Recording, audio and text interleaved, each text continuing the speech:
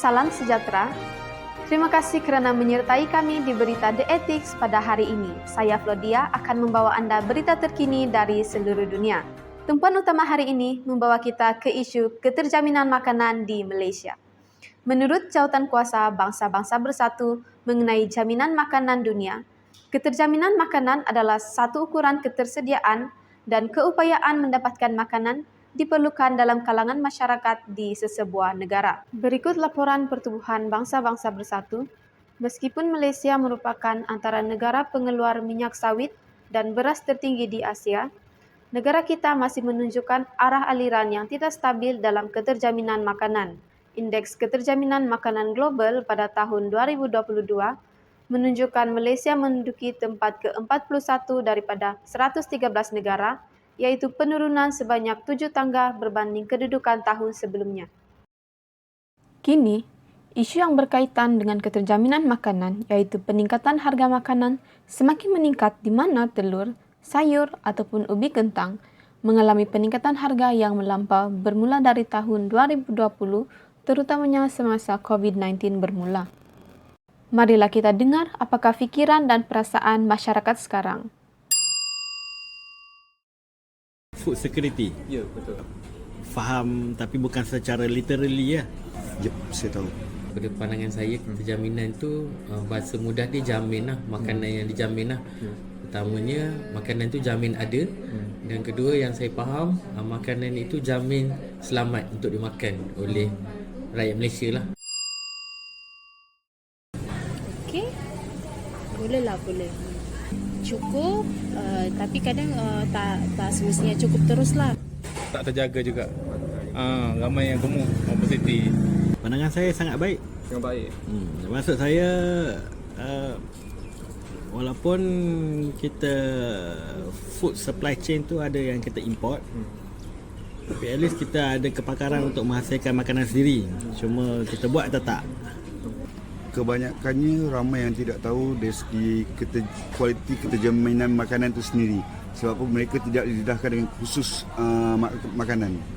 Pada saya, ianya taklah terlalu terjamin. Makanan itu sendiri masih berada pada tahap yang kata tidak stabil lagi. Sebab kita bukan negara pengeluar, tapi sebenarnya kita boleh mengeluarkan makanan sendiri khas untuk rakyat Malaysia saja sepatutnya. Tapi benda tu pada ambang maknanya 50-50 lah. Sepatutnya kita boleh catch up to 70%. Meningkat seiring dengan masa. Yup, sangat ketara buat masa sekarang. Belakangan ni, semua barang naik. Dari segi ayam, gula, minyak, bawang. Pemilik restoran sangat merasa kenaikan makanan ini, terutamanya dari segi makanan basah, sayur-sayuran dan juga makanan yang frozen. Dan kita sebagai pemilik restoran rasa ingin menaikkan harga, tetapi akan mengganggu kepada bisnes kita sendiri. Selain itu, kami juga menjalankan satu tinjauan dalam kalangan belia melalui Google Form. Soal selidai ini melibatkan 50 orang responden yang berbilang kaum dan berlainan jantina. Kebanyakan mereka adalah terdiri daripada mahasiswa UPM. Terdapat 5 soalan yang telah diajukan dalam soal selidai tersebut. Seramai 78% responden mengenali apa itu keterjaminan makanan dan masih terdapat sekelintir masyarakat tidak mengetahuinya yang mungkin disebabkan oleh mereka tidak mengambil perhatian terhadap isu semasa. Seterusnya, terdapat 50% responden berpendapat bahawa situasi Malaysia dalam keterjaminan makanan adalah tidak serius pada masa sekarang, tetapi akan menjadi semakin serius pada masa depan. Hal ini menunjukkan bahawa mereka menyedari bahawa isu ini perlu lebih diberi perhatian pada masa depan. Di samping itu, hasil tinjauan menunjukkan bahawa sebanyak 98% responden menyedari isu peningkatan harga makanan. Hal ini jelas memaparkan harga makanan melambung tinggi di pasaran. Daripada pandangan masyarakat tadi, jelaslah bahawa keterjaminan makanan ini telah menjadi salah satu masalah besar dan perlulah diselesaikan serta-merta. Dengan itu, kami telah menudugah Dr. Muhammad Firdaus bin Sulaiman, seorang pensyarakanan di Fakulti Pertanian Universiti Putra Malaysia, untuk memberikan pandangan mendalam mengenai keadaan semasa dan cabaran dalam mencapai keterjaminan makanan. Semestinya negara kita memang sentiasa menghadapi cabaran security makanan. Itu memang kita tak boleh nafikan, sebab kalau kita lihat kita punya kadar kebergantungan, self-sufficiency ratio kita, terutama sekali untuk makanan ruji kita iaitu padi, memang sentiasa rendah lah. Sentiasa kurang daripada 100%, malah menurun. Statistik terbaru menunjukkan kadar sadar diri kita adalah sebanyak 69% saja. Dan semestinya kita memang tak boleh lari daripada isu kenaikan harga import, sebabnya bahan-bahan tersebut memang kita perlu import. Dari baja contohnya, daripada 16 unsur yang diperlukan oleh tanaman, hanya satu saja kita boleh hasilkan dalam negara, satu ataupun dua saja.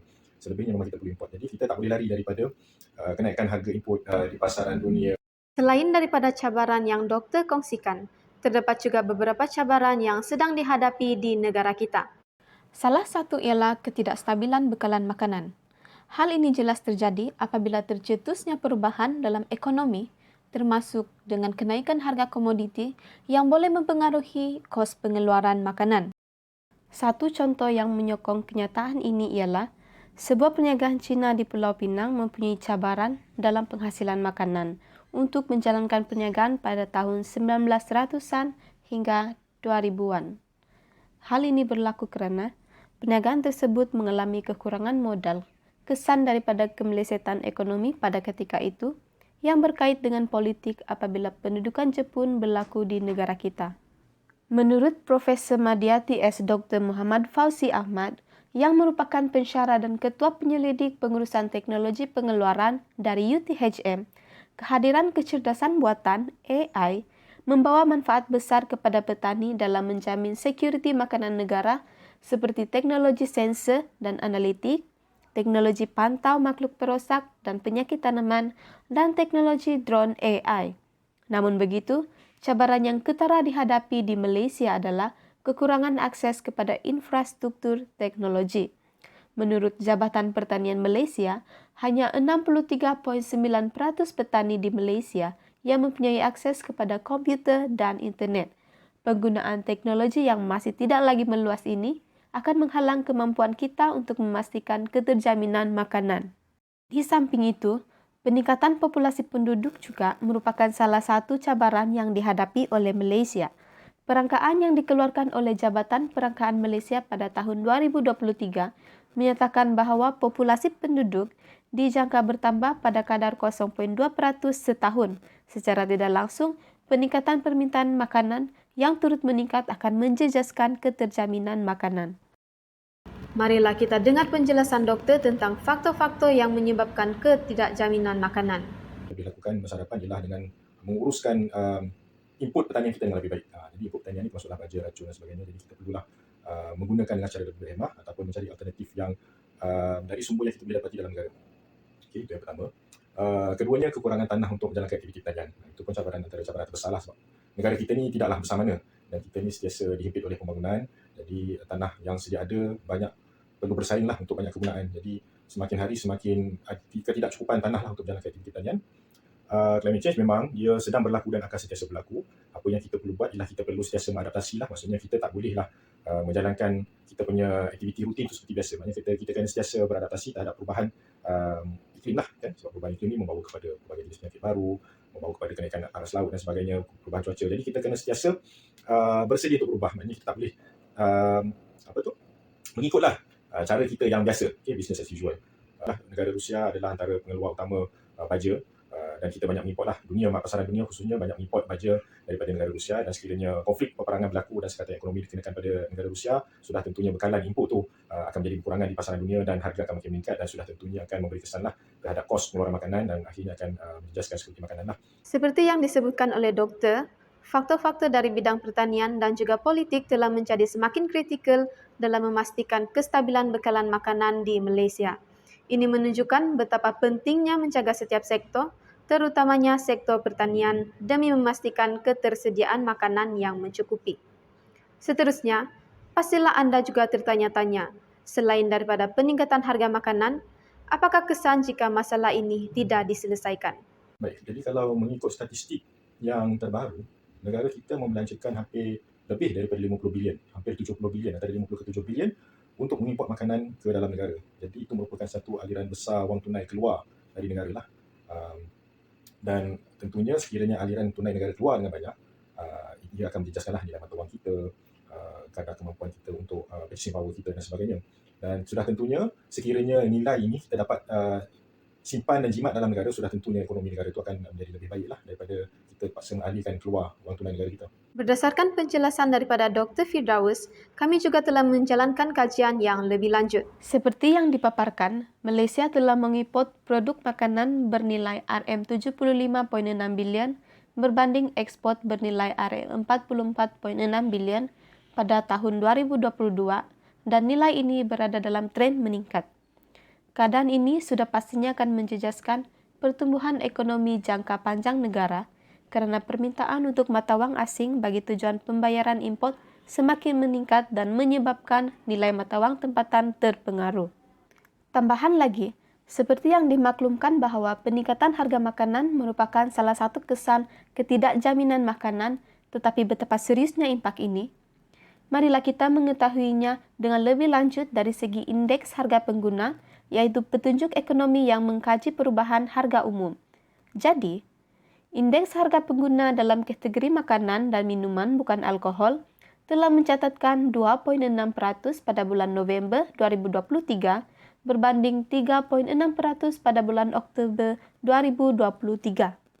Seterusnya, ketidakjaminan makanan dikhawatiri akan menimbulkan masalah kesihatan. Hal ini karena kenaikan harga barang makanan akan menyebabkan ketidakmampuan sesetengah individu atau keluarga untuk memperoleh makanan yang mencukupi, dan hal ini boleh mengakibatkan kekurangan nutrisi dan kesan yang paling teruk adalah tragedi kebuluran. Jelasnya, hal ini bukan sahaja memberi kesan kepada kesihatan, tetapi juga boleh mempengaruhi perkembangan dan ekonomi sesebuah negara. Jadi, apakah langkah yang sepatutnya diimplementasikan untuk mengelakkan kesan-kesan ini daripada berlaku? Jadi kita ulas baliklah 3 perkara yang saya dah maklumkan tadi tu. Jadi pertama dari segi input pertanian. Okay? Saya dah maklumkan tadi memang kita perlu menguruskan yang lebih baiklah, maksudnya penggunaan baja yang lebih berhemah, penggunaan racun yang lebih berhemah.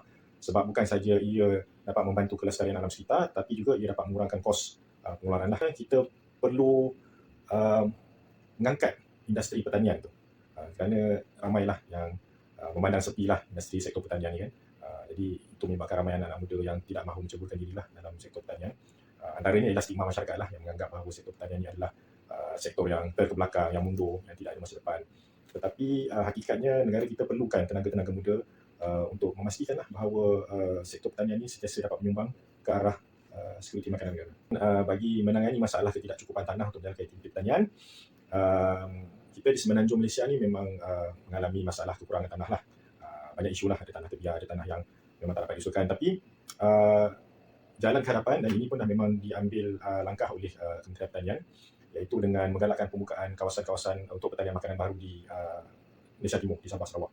Jadi kita menggalakkanlah lebih banyak kawasan-kawasan pertanian makanan baru yang untuk dibukalah, untuk diterokai di negeri Sabah dan Sarawak. Antara langkah jangka panjang iaitu perlu adanya satu dasar atau polisi yang tegas mengenai penukaran guna tanah. Jadi ada tanah-tanah yang memang telah disyaratkan untuk kegunaan tanaman padi contohnya. Jadi kita perlu tegas untuk mengekalkan kawasan-kawasan tersebut untuk pengeluaran padi dan tidak ditukar ganti ataupun ditukar guna kepada kegunaan lain.